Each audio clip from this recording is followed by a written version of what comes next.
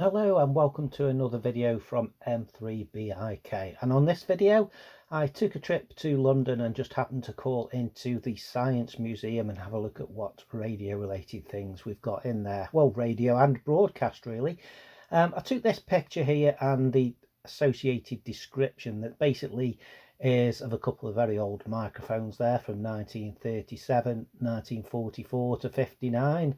The other one was used, and some of the cable associated with the broadcast use of those microphones during the coronation in 1937. So some very old cables and microphone currently on display at the Science Museum. Really interesting. If you want to go, there's lots of other things of course, but I was interested in the broadcast of the TV and radio side of things. So yeah, just looking at those there, and that basically shows us some of the equipment that the BBC had years ago. We all seen those type of microphones in the past. Very interesting though to see them in the museum close up. So coming up now, I saw a book on display called The Year That Made the Day, and it did ring a bell with me, and I thought, I wonder if I've got that book, because I have got a lot of old books, that type of thing, and it did ring a bell because it's about the broadcasting of the coronation in the 1950s. And I had to go home and have a look because this is the picture I took at the museum, and it did kind of ring a bell. So I went home and I did jog my memory when I got back that I haven't actually got the book, but I've actually got a PDF copy of the book. And this is my PDF copy of The Year That Made the Day. If you can get hold of this in the library or buy a copy, it is really interesting. It shows you the coronation details and how the coronation was broadcast in the 50s, and how the cameras were placed all around London and the associated area, how the technicians worked, how the engineers worked, who the presenters were, who the staff were. It tells you about how the broadcast was sent around the world. Of course, all this very primitive equipment in 1953, but it is a very interesting read.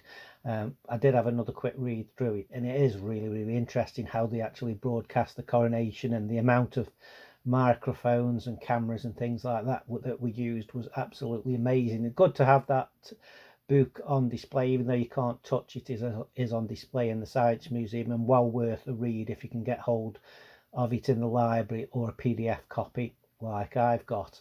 So looking at some of the other equipment in the Science Museum, I found this and I took two pictures of it. Really, it was like a desk with, you know, kind of a receiver on it. You got the old headphones, a couple of what look like Morse keys and other bits and pieces in there. Looks like a radio receiving station that you would kind of find on a ship, how it was laid out. But it was very interesting, so I thought, yeah, why not? Got to take a few pictures of that and pop them on my YouTube channel just to show you some of the things they've got at the Science Museum at the moment. And the next thing I took a picture of was this. I had to take a couple of pictures of it. It was actually the 2LO station used by the BBC in London, the Marconi 1.5 kilowatt transmitter. Here's three separate pictures of it because it was a big massive thing on display, so I had to take a couple of different pictures to actually kind of get it all in. But it looks really complicated and really interesting on the pictures. Worth a look. If you're in the Science Museum in London, do call in and take a look at that.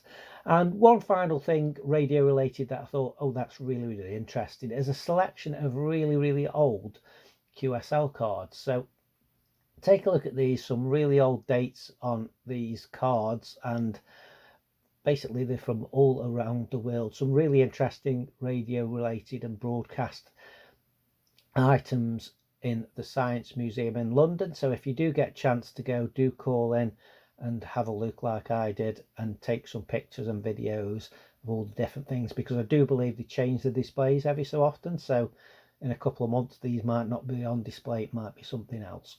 Okay everybody, thanks for watching this video, hope you enjoyed it.